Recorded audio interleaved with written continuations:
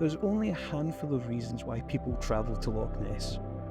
The main reason, of course, is the possibility of catching a glimpse of the Loch Ness Monster. But those who believe that Nessie is nothing more than folklore or a tourist attraction tend to visit Loch Ness for its history, for its beauty, and perhaps even its geological importance. But I've always said right from the start that it's okay and perfectly reasonable to be interested and fascinated by everything that Loch Ness has to offer.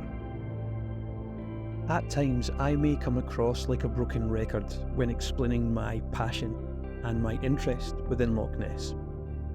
Yes, I'm there to explore the mystery of the Loch Ness Monster. That's a vital and very important part in this story, but I'm also there because I'm completely captivated by the world below the surface. Following that statement, I'm often asked why. Why does it fascinate me? Especially when the clarity and the visibility in the loch is so poor. And that's a fair and justified question. For me, it comes down to curiosity, the unseen and the unknown. I truly don't expect others to agree with me, or to share the same outlook. But when I discuss the dark, peaty waters of Loch Ness, my mind begins to wander among the stars above us, and space in general.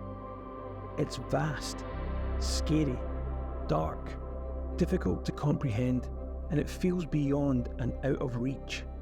And that's exactly how I feel about Loch Ness.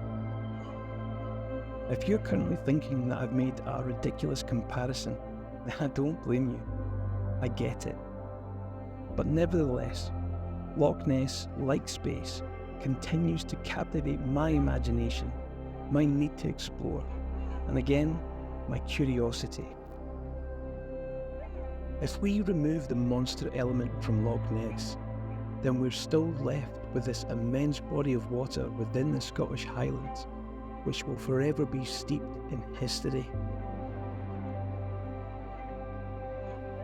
Between 1999 and 2022, Adrian Shine from the Loch Ness Project launched Operation Ground Truth.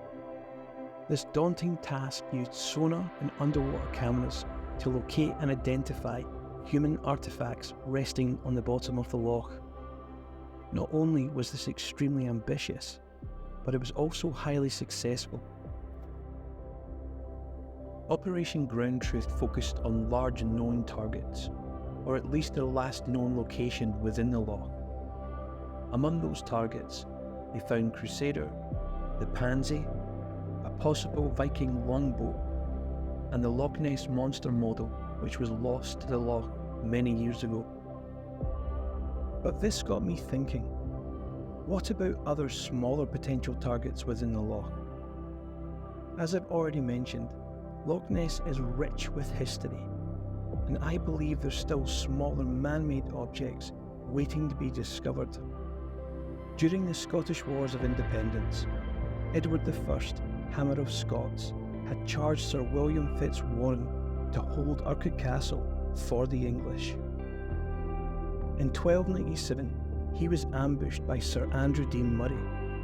And for those who don't know, Andrew de Murray is our second William Wallace. He operated in the Scottish Highlands. During the night, Andrew de Murray laid siege to Urquhart Castle, but unfortunately, there was no victory for the Scots. Throughout the centuries, there's been many raids and battles in and around the Great Glen.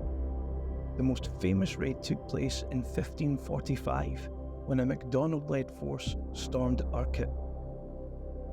Over the next month, they systematically stripped the castle and Glen Urquhart of everything of value.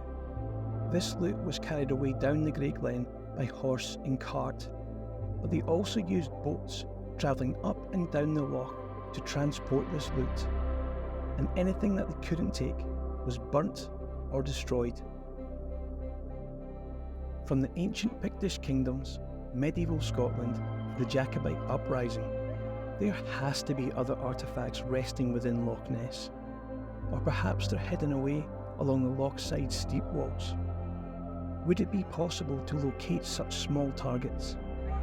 Or has the soft sediment within Loch Ness claimed these valuable artefacts forever?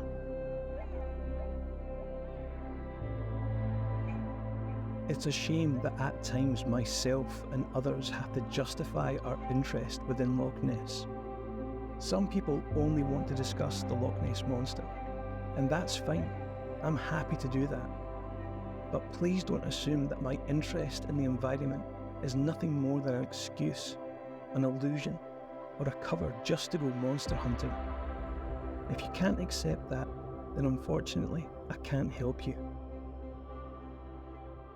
I'm confident that in the years to come, myself, L&E and the Loch Ness Centre will have the capability to explore below the surface of the loch. And when that day comes, I can't wait to share that with you.